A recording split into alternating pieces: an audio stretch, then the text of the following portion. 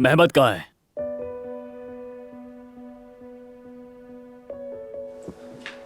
मेहमत कहाँ है?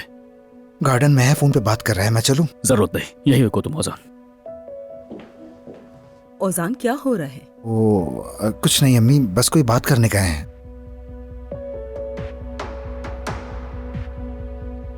जैसा कि मैंने कहा, मेरे इल्म में लाए बगैर कोई कदम नहीं उठाओगे। हर चीज से मुझे बाखबर रखना। मेहमत, बाद में कॉल करता हूं तुम्हें। तो अपने शरीक जुर्म से बात कर रहे थे? ये क्या बकवास कर रहे हो तुम? सब कुछ जानता हूं मैं। उस तुरगाय नामी आदमी के साथ तुमने जो चक्कर चलाए हैं वो सब मालूम है मुझे। तो तुरगाय से मिला है तुम? अंदाजा था मुझे। मुश्किल में फंस गया वो। खैर, मुझे छोड़ो। खानदान को, आयजा को, हर चीज को एक तरफ कर दो, लेकिन इंसान जिस थाली में खाता है उसमें छेद नहीं करता। इस कंपनी के लिए तुम्हारे बाबा ने खून पसीना एक किया है। मेरे बाबा का नाम मत लो। बस अब अंदर जाकर कहो कि ये मंगनी मनसूख कर रहे हो, वरना तुम्हारे सारे करतूत सबके सामने आ जाएंगे और फिर तुम इस कंपनी में अपने सारे शेयर्स बेचकर यहां से दफा हो जाओगे। कुछ भी नहीं कर सकते तुम। अगर मुझे कुछ हुआ तो आयजा का क्या होगा?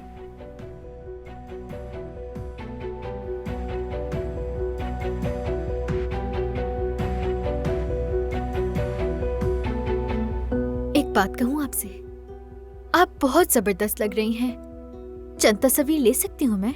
हाँ, बस 2-3 लूंगी।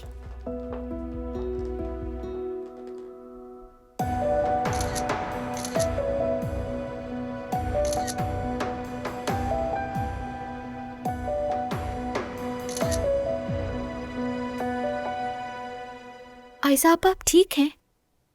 मूड खराब है क्या? अरे तुम्हें तो पता है ना, ये थोड़ी नर्वस है। इन हालात में ऐसा ही होता है। अभी तुमने जितनी तस्वीरें ले ली काफी है। पहले मंगनी हो जाए, फिर जितनी चाहे पिक्चर्स लेना। क्या मैं अंदर आ सकता हूँ? जी बाबा, आ जाएं।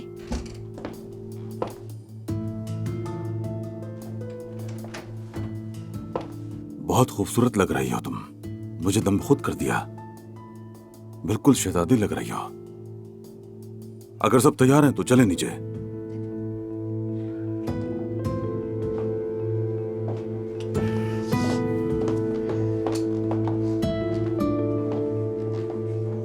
आयजा के साथ कुछ नहीं कर सकते तुम।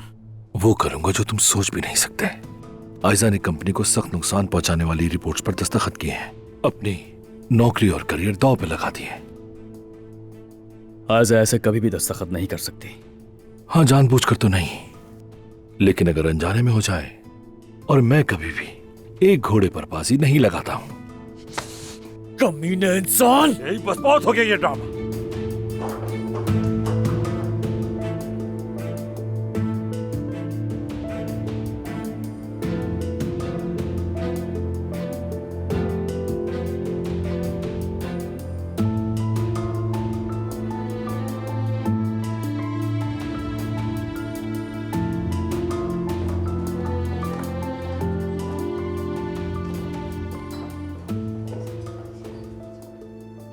बहू साहबा तो माशाल्लाह कमाल लग रही हैं।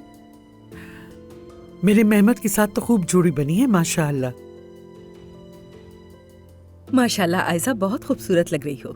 अल्लाह मेरी बेटी को नजर बद से बचाना। ये दामाद साहब कहाँ हैं? बाहर है, उमर गया है उसे बुलाने। अच्छा, मैं जाकर देखता हूँ। ठीक है।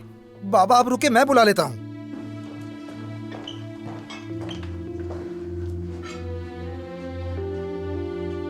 कहते हो कि आयजा से मोहब्बत करते हो? बेशर्मी की भी हद होती है। मैं जो चाहूं हासिल करके रहता हूं। बाबा मैं देख लेता हूँ मेहमत भाई और भाई को। आप जाए, मेहमानों के पास बैठे।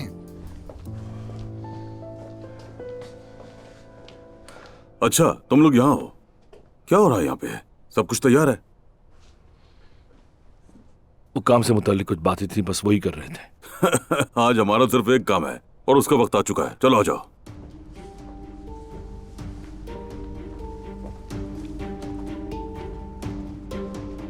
क्या हुआ?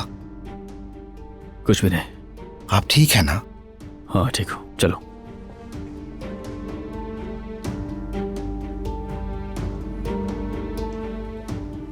चलें, अब दामाद साहब आ गए हैं तो फिर शुरू करते हैं तकरीब को।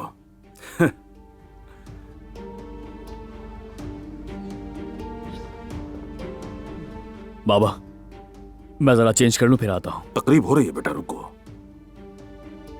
मेरे प्यारे मेहमानों, अजीज खानदान के अफराद, आप सब मुझे जानते ही हैं। मैं ऐसे नेक कामों में रस्म रिवाज किसी और के हवाले करना ज्यादा पसंद नहीं करता। सबसे पहले हम काम की रस्म पूरी कर लेते हैं, फिर खूब गपशप करके इस मौके को यादगार बनाएंगे। ये बहुत कीमती लम्हे हैं। क्या मेरी प्यारी बेटी तैयार है ना?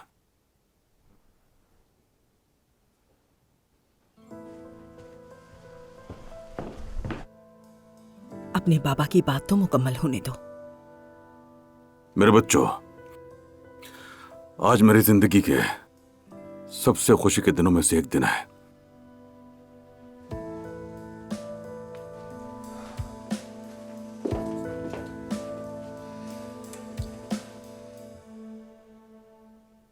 मेरी प्यारी बीवी, मेरी जानेमन नायला के साथ मेरी शादी ने मुझे सिर्फ बेपनाह खुशी ही नहीं दी, बल्कि 3 अनमोल औलादों का तोहफा भी दिया।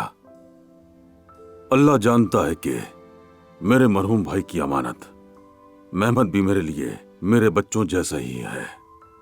मैंने तीनों में कोई फर्क नहीं किया, कभी नहीं किया। 4 बच्चे, और इन 4 बच्चों में से अहम कदम सबसे पहले मेरा भतीजा मेहमद उठा रहा है। और यह कदम आयजा जैसी खूबसूरत और ज़हीन लड़की से शादी है। अल्लाह इनको खुश रखे। मेरे लिए फख्र की बात है कि मैं ये फरीजा अंजाम देने के लिए अपने बच्चों के साथ यहां मौजूद हूं। इस मुश्किल जिंदगी के सफर में तुम्हें एक दूसरे के साथ के जरिए ही ताकत मिलेगी।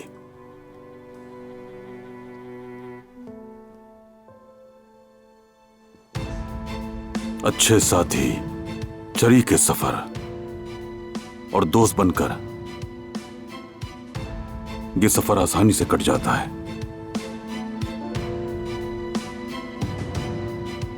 तुम दोनों की जिंदगी में कभी कोई परेशानी और मुसीबत ना आने पाए।